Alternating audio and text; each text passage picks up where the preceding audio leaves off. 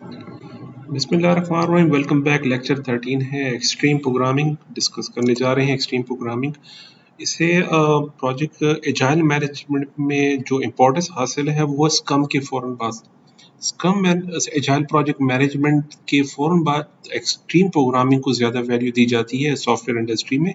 इससे इसकी क्या वजह है वो इस लेक्चर में हम डिस्कस करते हैं। जो आज का एजेंडा है वो हम डिस्कस करने जा रहे हैं। कोर वैल्यूज़, एक्सट्रीम प्रोग्रामिंग की प्रोसेसेस देख रहे हैं, टीम रोल देखेंगे, फ्रेमवर्क देख रहे हैं और हम कंपैरिजन करते हैं लास्ट में कि स्क्रम में और एक्सट्रीम प्रोग्रामिंग में क्या ऐसा डिफरेंस क्या है और दोनों में क्या फ़र्क है। एक्सट्रीम प्रोग्रामिंग हमने जैसे पढ़ा था लास्ट लेक्चर में कि एजाइल सॉफ्टवेयर डेवलपमेंट अप्रोच है जहां पर हम हाई क्वालिटी के सॉफ्टवेयर डेवलप करने चाहते हैं और in a tight time constraint matrix में। हमारे पास यहाँ टाइम जो मेंशन है वो है 1 वीक टू 2 वीक मैक्सिमम।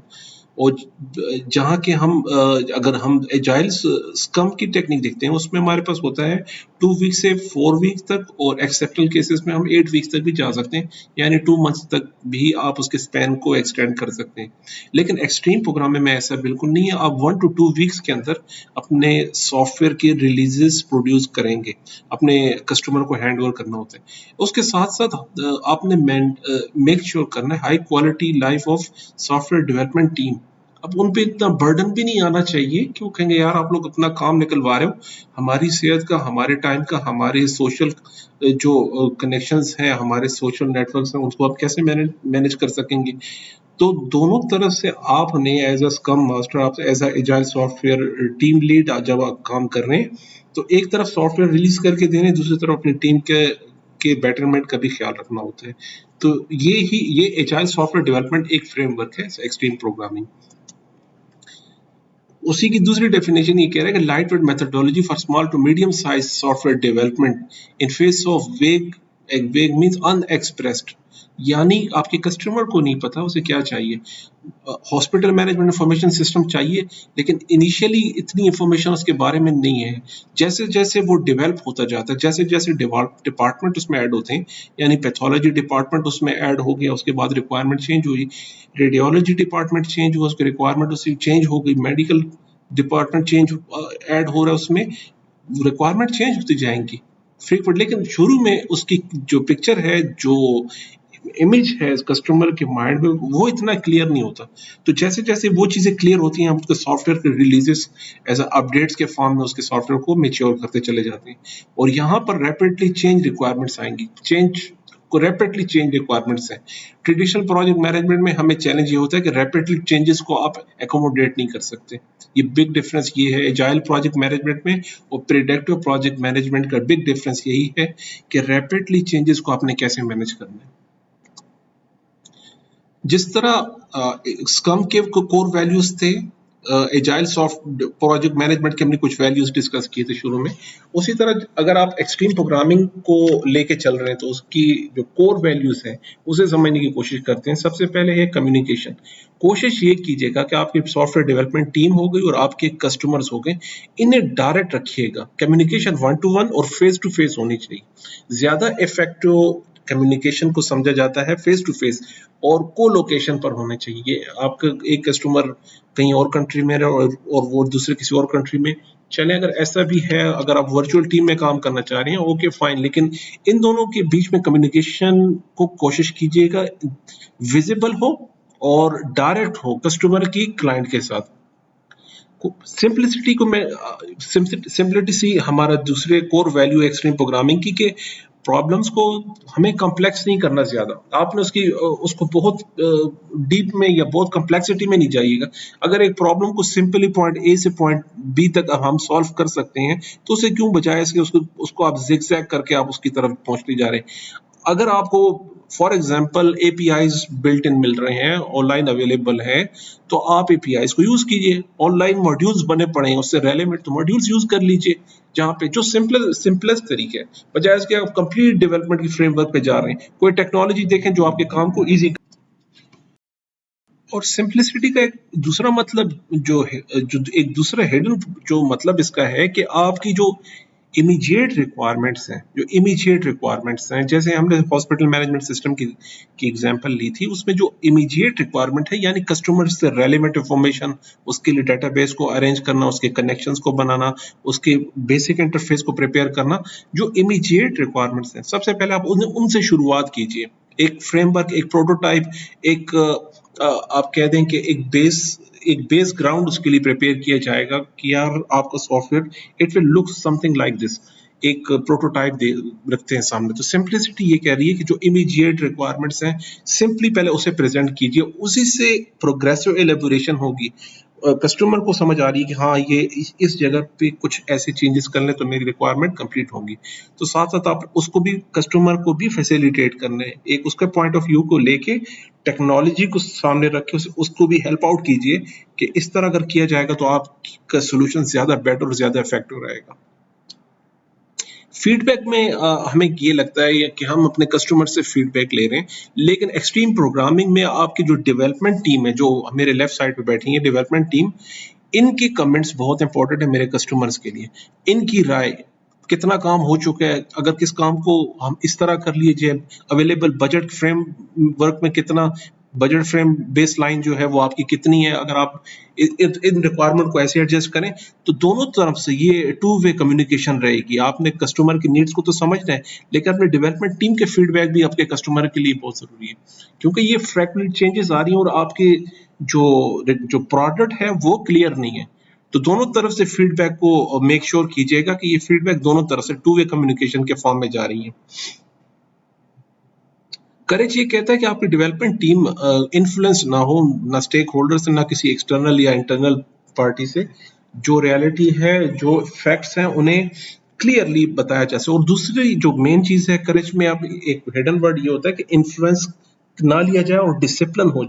आपकी टीम को डिसिप्लिन होना चाहिए, इसे आपने कैजुअल नहीं लेना। अपनी टीम कोई ऐसे ट्रेन करना है कि डेवलप, ये बहुत सीरियस मैटर होता है। अगर आप एक्सट्रीम प्रोग्रामिंग में वर्क एनवायरनमेंट में काम कर रहे हैं तो सॉफ्टवेयर डेवलपर्स को ज्यादा इसका अंदाजा रहेगा कि वो कितना सीरियस मैटर होता है, कस्टमर का कितना प्रेशर होता है आप पर, फ्रीक्वेंटली चेंजेस कैसे डिमांड करते हैं, भाई मुझे 2 दिन के अंदर ये चीज चाहिए, 2 दिन के अंदर, तो उसे आपने कैसे अकोमोडेट करना है। तो उसके लिए ये है कि कैजुअल बिहेवियर को अवॉइड किया जाए और फॉर्मल डिसिप्लिन को फॉलो किया जाए। एक फॉर्मल और एक प्रोफेशनल एनवायरनमेंट आपने मेक श्योर करना है, तब जाके आप एक्सट्रीम जो फ्रेमवर्क है, एजाइल सॉफ्टवेयर डेवलपमेंट अप्रोच है, उससे आप प्रैक्टिस कर सकते हैं। दूसरी चीज रिस्पेक्ट, और रिस्पेक्ट तो डेफिनेटली हर फील्ड में होनी चाहिए, हर प्रोजेक्ट मैनेजमेंट में, और उसके साथ और उसके अलावा भी दोनों तरफ से आपने अपने कस्टमर को भी रिक्वेस्ट, जो रिस्पेक्ट है उनकी, उसको मेक श्योर करेंगे, और अपने जो आपकी डेवलपमेंट टीम है और आपके क्लाइंट हैं, दोनों को रिस्पेक्ट के फ्रेमवर्क में रखना है। तो ये 5 पॉइंट्स हैं, कोर वैल्यूज हैं एक्सट्रीम प्रोग्रामिंग की। कम्युनिकेशन है, सिंप्लिसिटी है, उसकी फीडबैक, करेज और रिस्पेक्ट, ये कोर वैल्यूज हुई। अब आगे देखते हैं इसमें हम इसके प्रोसेसेस कौन कौन से। एक्सट्रीम प्रोग्रामिंग के प्रोसेस सिंपल है, planning, design, coding and testing, that's it. लेकिन अगर आप ये मेरे राइट साइड पे देखिए, मैं इसे डिस्कस नहीं करना चाह रहा, सिर्फ ये बताना चाह रहा हूँ कि इसमें कितनी फ्रीक्वेंटली कोडिंग होती है, कितनी फ्रीक्वेंटली। आप देखें सेकंड्स, मिनट्स, आवर, 1 डे और वीक्स और मंथ्स में आपका प्रोजेक्ट खत्म हो जाता है। तो फ्रीक्वेंट कोडिंग है इसमें, एक्सट्रीम कोडिंग, जैसे नाम से जाहिर है। एक्सट्रीम कोडिंग में देखिए, प्रोजेक्ट मैनेजर को इस एरिया में ज्यादा काम नहीं करना है, टेक्निकल एस्पेक्ट से देखा जाता है इन चीजों को, लेकिन ये जो प्लानिंग है हम इसे जरूर डिस्कस करेंगे। उससे पहले टीम के रोल देखते हैं हम। टीम एक्सट्रीम प्रोग्राम में कौन कौन से रोल देखें। कोच होगा, आपके कस्टमर्स हैं, आपके प्रोग्रामर्स हैं और आपके टेस्टर्स हैं। इसके फ्रेमवर्क को डिस्कस करते हैं। इसके की पॉइंट्स है, जो ग्राफिकल प्रेजेंटेशन है वो यहाँ डिफाइन की गई है, लेकिन जो एलेबोरेशन है उसकी वो यहाँ पर है। प्लानिंग को कहते हैं हम प्लानिंग गेम। प्लानिंग गेम में ज्यादा काम आपका लिसनिंग का है। आपने कस्टमर की नीड को, उसकी रिक्वायरमेंट को, उसकी एक्चुअली जो जरूरत है, उसकी जो जिस इंडस्ट्री में वो बैठा हुआ है, उसे आपने समझना है। और वो कैसे समझना है, ज्यादा फोकस कीजिए लिसनिंग पर, इंटरव्यूइंग पे, क्वेश्चनियर से आपने कस्टमर से रिक्वायरमेंट कलेक्ट करनी है। यहाँ पर एक्सट्रीम प्रोग्रामिंग में वर्ड यूज होता है यूजर स्टोरीज, और जिसका एक्चुअल मतलब है रिक्वायरमेंट्स। यूजर स्टोरीज आपने कलेक्ट करनी है।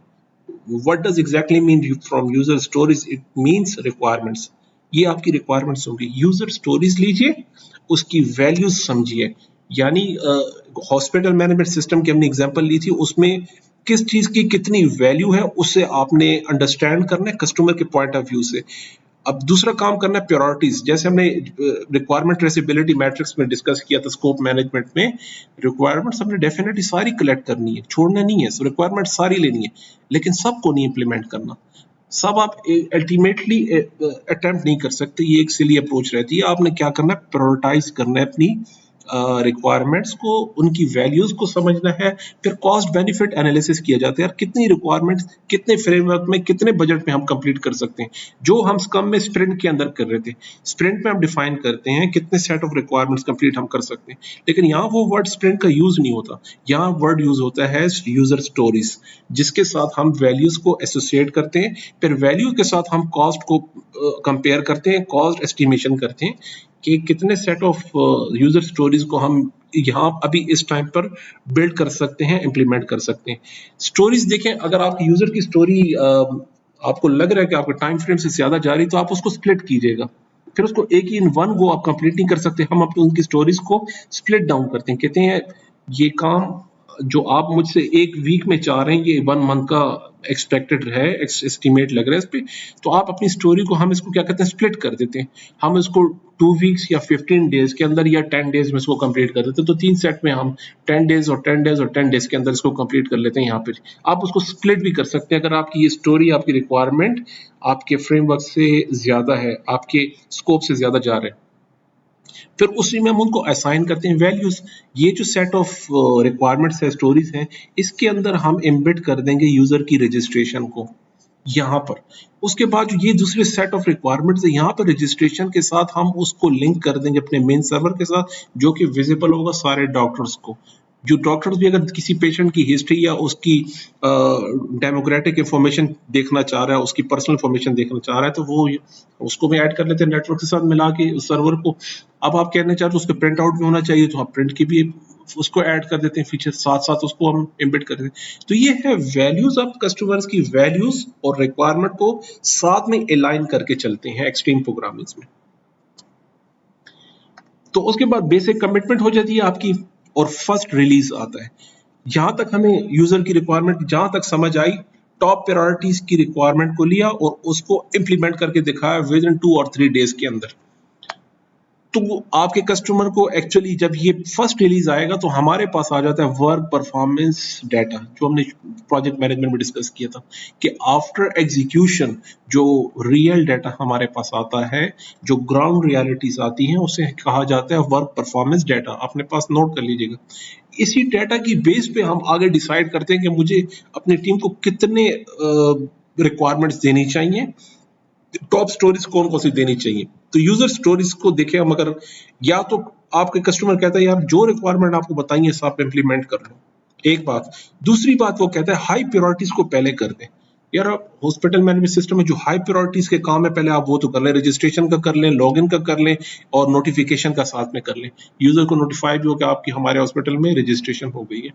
या जो ज्यादा रिस्की एरियाज हैं, आप पहले उस पर काम करो। यानी रेडियोलॉजी का डिपार्टमेंट ऐड किया गया है अभी नया हॉस्पिटल में, तो सबसे पहले ऐसा करें, रेडियोलॉजी की कमिट देखिए इंटीग्रेशन होती है कि नहीं। जहां पे मेरे पास एक्सरे और अल्ट्रासाउंड की मशीन के सॉफ्ट डाटा मेरे सिस्टम में एम्बेड हो रहा है या नहीं हो रहा, आप देखें वो अवेलेबल होता है कि नहीं डॉक्टर में। जो रिस्की एरियाज है, हम पहले उस पे काम कर लेते हैं, और जो बाकी है उसको हम बाद में देख लेते हैं।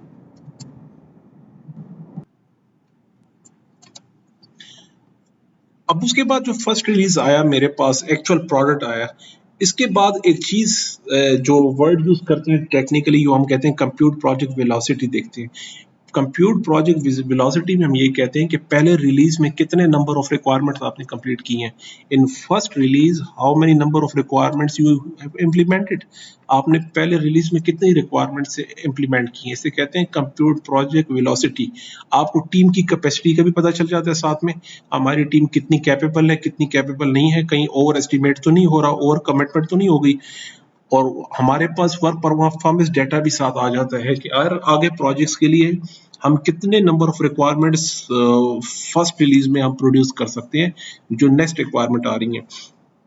ओवर कमिटमेंट अगर हुई है तो उसे एडजस्ट कर लीजिए, और यहाँ पे स्टोरीज आपके कस्टमर को कुछ बात समझ में आ जाएगी जब कुछ रिव्यूज आ जाते हैं पहले, तो उससे पता लगता है जो वैल्यूज मैं एक्सपेक्ट कर रहा था, जो चीज मुझे चाहिए थी वो तो असल में ऐसे नहीं है, उसको ऐसा करें, चेंज कर दें या एलिमिनेट कर दें या मॉडिफाई कर दें, तीन चीजों में। तो कस्टमर आपको वो भी ऑप्शन मिल जाता है, कस्टमर को आपकी नेक्स्ट स्टोरीज या उन्हीं स्टोरीज को चेंज करना, उन्हीं रिलीज में कुछ अमेंडमेंट करना, चेंजेस करना या मॉडिफाई करना, उसको ऑप्शन मिल जाते हैं। अब याद रखिएगा ट्रेडिशनल प्रोजेक्ट मैनेजमेंट में या इवन स्क्रम में भी जब हम डेवलपमेंट शुरू कर देते हैं फिर चेंज की कोई उसमें सूरत नहीं रहती, या चेंज का हम ज्यादा उसको इनकरेज नहीं करते कस्टमर के साइड से। लेकिन एक्सट्रीम प्रोग्रामिंग में जहाँ पे कोडिंग हो रही है, आप उस टाइम पर भी चेंजेस करवा सकते हैं, और कस्टमर के पास फुल ये ऑप्शन भी है एक्सट्रीम प्रोग्रामिंग में कि आप अपने सॉफ्टवेयर को जिस वक्त वो बिल्ड हो रहा था, डेवलप हो रहा था, इंप्लीमेंट हो रहा था, उस वक्त भी आप उसकी चेंजेस करवा सकते हैं। अब हम वो जब कंपैरिजन करेंगे दोनों को देख लेते हैं। कस्टमर एक्सेप्टेंस यहाँ से मिलना शुरू हो जाएगी आपके प्रोडक्ट की। तो एक्सट्रीम प्रोग्रामिंग को देखें, अगर हम कंक्लूड करते हैं, वही स्टोरीज आ रही हैं आइट्रेशन में, हम कंप्लीट इसमें आइट्रेशन बहुत इंपॉर्टेंट, आइट्रेशन में रिपीटिशन होती रहेगी। लेकिन जो बहुत जरूरी बात यह है कि आपने इसमें टाइम फ्रेम जो है वो बहुत टाइट रहेगा, स्ट्रिक्ट रहेगा। हमारे पास यहाँ कोई मार्जिन नहीं, कोई बफर नहीं, आपने रिलीजेस प्रोड्यूस करने, सॉफ्टवेयर के रिलीज देने। देखें जो सॉफ्टवेयर की वैल्यू होती है वो टाइम के साथ होती है। आज के सॉफ्टवेयर की वैल्यू कुछ और होगी, कल कुछ और होगी, परसों कुछ होगी। आपके कंपेटिटर्स, आपकी अपडेट्स, आपके जो साइबर जो इंडस्ट्री है उसकी जो अपडेट्स या चेंजेस जिस स्पीड से आ रही हैं उसको एकोमोडेट करना होता है अपने सॉफ्टवेयर में। तो जितना फ्रीक्वेंटली, जितना स्विफ्टली आप ये डेवलपमेंट करेंगे, उतना आपकी कस्टमर सेटिस्फेक्शन होगी और उतना आपकी सक्सेस होगी इस extreme programming agile software development approach में। इंपॉर्टेंट चीज ये है कि आप कंपैरिजन करें स्क्रम में और एक्सट्रीम प्रोग्रामिंग में। देखें बेसिक जो डिफरेंसेस है वो डिस्कस कर लेते हैं। आइट्रेशन दोनों में है, ये दोनों आइट्रेशन में जाता है, लेकिन यहाँ पे एक चीज है स्प्रिंट, जो मैंने कहा था 1 से 2 महीने तक जा सकता है, लेकिन यहाँ नहीं जा सकता। अगर आप एक्सट्रीम प्रोग्रामिंग पे जा रहे हैं 1 to 2 वीक्स हार्डली, इसके अंदर आपको प्रोडक्ट एक रिलीज देना होता है। Scrum does allow changes in while there are guidelines। जब Scrum डेवलप होना शुरू हो गया फिर उसमें चेंजेस अब नहीं ला सकते आप। वो काम जब शुरू हो जाता है, स्प्रिंट्स पे काम जब शुरू हो जाता है, उसमें जैसे मैंने शुरू में बताया, उसमें हम चेंजेस इतना नहीं कर सकते। जहाँ के extreme allows the changes in their set timelines. जब यहाँ डेवलपमेंट शुरू हुई तो एक्सट्रीम प्रोग्रामिंग में कस्टमर के पास ऑप्शन है, वो चेंजेस करवा सकता है और चेंजेस को इनकरेज की जाती है यहाँ पर। Scrum completely self organizing team पे डिपेंड करता है, और यहाँ पर हमारे पास एक्सट्रीम प्रोग्रामिंग में software development engineering approach use की जाती है, जो बेस्ट प्रैक्टिसेस है सॉफ्टवेयर इंडस्ट्री के, जिसकी डिटेल में हम नहीं जाएंगे। लेकिन यहाँ पर जो सॉफ्टवेयर डेवलपमेंट के प्रैक्टिसेस हैं, इंजीनियरिंग की टेक्निक्स है, हम उन्हें यूटिलाइज करेंगे। अच्छा, यहाँ पर स्क्रम टीम में जो टीम है वही सीक्वेंस को डिफाइन करती है कि हमने प्रोडक्ट कैसे डेवलप करना है। हमें इतना अंदाजा नहीं कि अब कैसे जाते हैं, और यहाँ पर हमारी वैल्यू होती है स्ट्रिक्ट प्रायोरिटी ऑर्डर पर, जो प्री डिटरमाइंड प्रायोरिटी, जैसे हमने डिस्कस किया पिछले लेक्चर में कि आप किस कस्टमर की क्या प्रायोरिटी है। आया वो रिस्की एस्पेक्ट्स को ज्यादा करना चाह रहा है, वो इजी टू इम्प्लीमेंट एस्पेक्ट को ज्यादा करना चाह रहा है, वो चाह रहा है सारी रिक्वायरमेंट एक साथ पूरी हो जाए। अब वो डिपेंड करता है प्रायोरिटीज पे। लेकिन यहाँ हम एक सीक्वेंस डिफाइन करते हैं स्क्रम में कि आपने इस सीक्वेंस को से इसको लेकर चलना है। अच्छा, कह रहे हैं scrum framework is not fully described. If you want to adopt it then you need to fill the framework with your own frameworks method like this and this and this। ये कुछ टेक्निक्स तो हमने discuss की हुई अपने lecture में। अभी कह रहा है कि फ्रेमवर्क में जब हम आइट्रेशन में जाते हैं, देखिए प्रोडक्ट बैकलॉग्स होते हैं, बैकलॉग की उसकी फिल्टर आउट किया जाता है, समराइज किया जाता है, उसके बाद डेवलपमेंट का एक प्रोसेस चलता है। ये आइट्रेशन का प्रोसेस चलता है। ये आइट्रेशन अब आप पर है, आप इसमें एक्सट्रीम प्रोग्रामिंग रख लें, आप इसमें जो DSDM डिस्कस किया था वो रख लें, आप इसमें कांबान रख लें।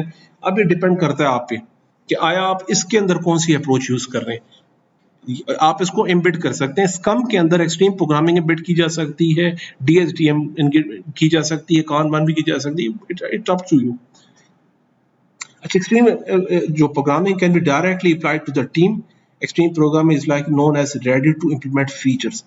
अब यहाँ पर सिर्फ सॉफ्टवेयर डेवलपमेंट टीम काम करेगी फीचर्स की बेस पर। जैसे हमने फीचर ड्रिवन अप्रोच देखी थी, ये भी कुछ लुक लाइक दैट। फेमिलियरिटी ये है कि फीचर्स डेवलप कीजिए अपने सोल्यूशन में। सॉफ्टवेयर डेवलपमेंट, जो सॉफ्टवेयर का प्रोडक्ट है उसके फीचर्स पे काम करेगी आपकी टीम। यहाँ पे आप कोई भी फ्रेमवर्क अपनी मर्जी से आप डिफाइन कर सकते हैं कि इसके बीच में आपने कौन सा फ्रेमवर्क यूज करना है। Thank you so much. मिलते हैं अगले लेक्चर में जी। अल्लाह हाफिज।